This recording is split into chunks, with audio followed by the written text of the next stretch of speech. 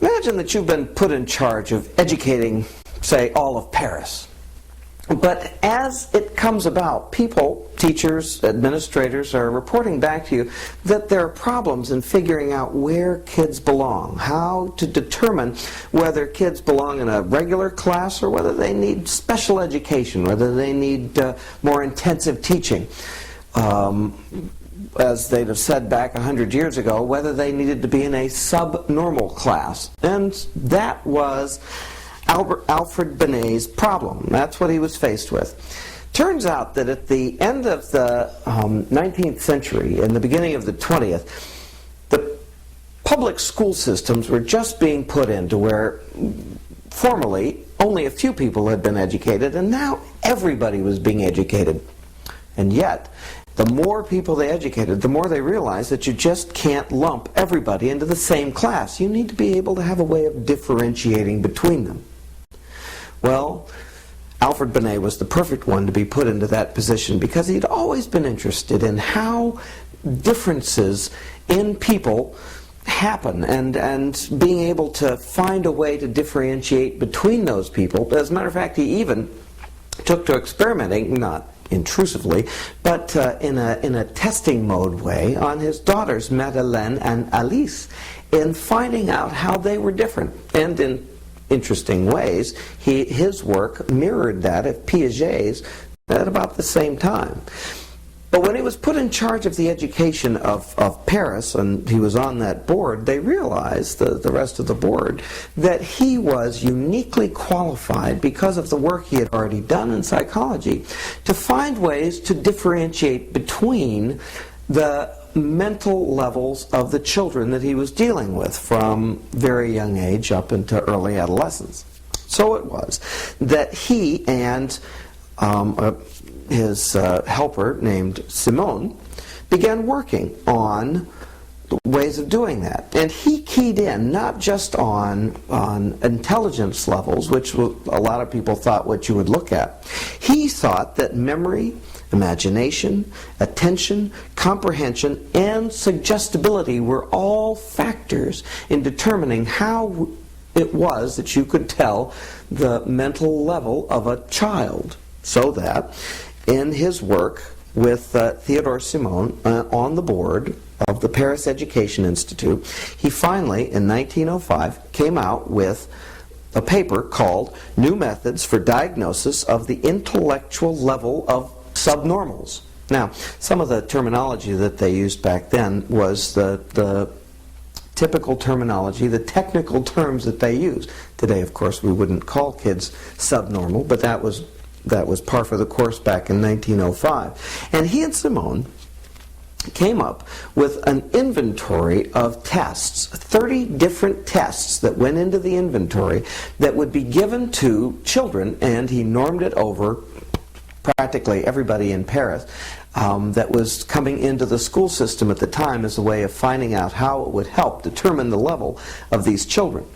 And here's what they came up with. The inventory of 30 tests, each one would be administered in sequence, and you would assess each one carefully. Now in the paper, it described the tests, which were easily given by almost everybody, and he described the ways to assess the level of each child.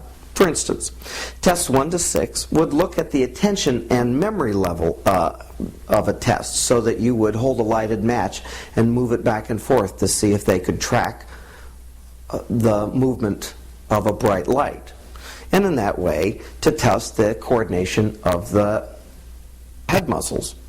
The unwrapping of a food container that was wrapped in paper to see if you could have the coordination and the tactile ability to manipulate fine objects, and to coordinate that between the visual and the hand motor, and imitating gestures that were followed by simple commands. Can you do this? Can you do that? So, simple things. As a matter of fact, I see that you've been able to do that, and you passed the third test. Tests 7 to 9 were communication beyond the 2-year-old level. Just simple communication tests to see if you could repeat back and understand what was being said. Test 10 compared line thicknesses and weights. Test 11 was repeating 3-digit numbers. By the way, it wasn't just to see if you made errors, but what kind of error was what was going to be able to tell the examiner what the fine differences were and how to tell the mental level of the child. Test 13 determined suggestibility. There that is again. That would be that if I sit down with you and say, "Can you hand me the button on the table?" but there is no button, depending on how hard you looked, told how suggestible you were to something that was really absurd, so that could tell the examiner the level of suggestibility that the child had.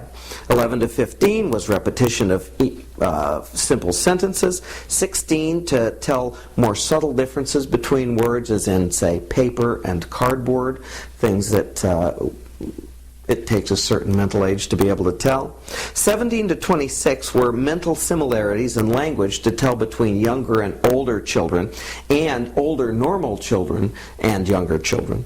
27 was abstract questions, and he began to key in on the abstract to tell about the older age levels that he was looking for. So something like, what would you do if someone who had wronged you came up and apologized to you?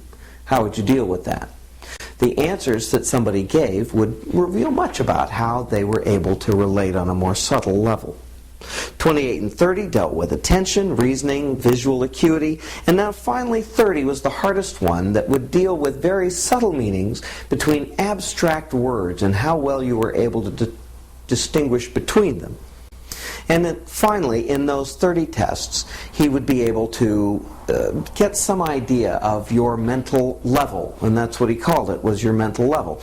And if you did as well as 75% of those of your same age on that same test, you figured into that slot. So that a 6-year-old doing well on a test that most 8-year-olds had done on would have a mental level of an 8-year-old. And in that way, he found it easy and quick, and it caught on so well because so many people could deal with it in that same way. You could read the paper, you could make up the tests, and you too could find a way of dealing with it. Interestingly enough, in 1908, he and Simon republished the test, but realized that it would be even easier to use if they did it by, if they rearranged the number of tests given by the age level that it was appropriate for, so that the youngest would start with test 1 and go to the oldest to test 3.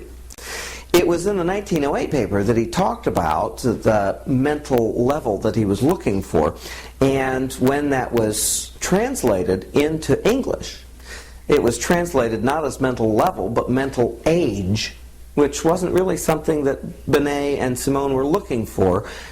They were just trying to find out your mental level as dealt with your mental ability, because he was looking, remember, for subnormals, or work with the mental retardation, which is, where he was, his specialty was.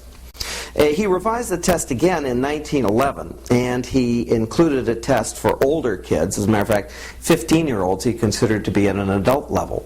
And he probably would have continued revising the test, only he died in 1911, and so the test that bore his name continued on pretty much in that format. Now, it's obviously been revised hundreds of times, but the fact that Binet was able to discern a test to find such subtle differences in the way children react to one another has had such a big impact on our ability to look and to determine the functioning of a child, that Binet has become almost synonymous with finding out through testing the level of children. As a matter of fact, they renamed an institute in France after Binet specifically because of his groundbreaking work and the fact that he had such a far-reaching consequence in the world of psychometrics. Now, here are some questions that you need to go over, that you need to think about. What was the immediate problem that Binet was dealing with when he began developing his test? Was it the study of genetic influences? Was it the hiring of workers? Was it the selection of soldiers? Or was it the education of mentally retarded children? And of course the answer was the mentally retarded children, because that's what he was beginning to look for in the school system.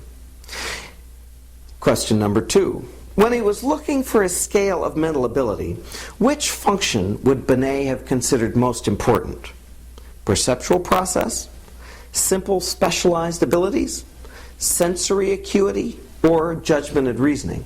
And as you could tell from going over those test questions, it was judgment and reasoning is what we were looking for, because those were the ones that were best able to discern the finest differences in intelligence. What was the biggest difference between Binet's 1905 and the revision from 1908? Was it that he stressed perceptual skills? He employed the term mental age? He had versions for adolescents and adults? Or that he had items grouped by age level? And of course, it was that he had grouped the items by age level. Now, the trick was, of course, he employed the term mental level. It was only translated mental age into English. So he never even used that term. Bit of a trick there, but I'm sure you caught it. What was Binet's contribution to psychological testing most directly affected to? Was it gifted children, preschool age children, school age children, or mentally retarded children? And of course, once again, it was the mentally retarded children that he was most used to working with. Did Binet include intelligence quotient in his testing measures? No, he didn't. Those were added later by a guy named Louis Tremin. Binet was only interested not so much in IQ, even though he's kind of been wedded to that later. He didn't really deal with that. He dealt with mental level, whether you were normal or what he would have called subnormal. That's what he was really interested in finding out through his battery of tests. And to this day, his tests really are synonymous with that still. Well, that's Alfred Binet, and that's what you need to know. Good luck.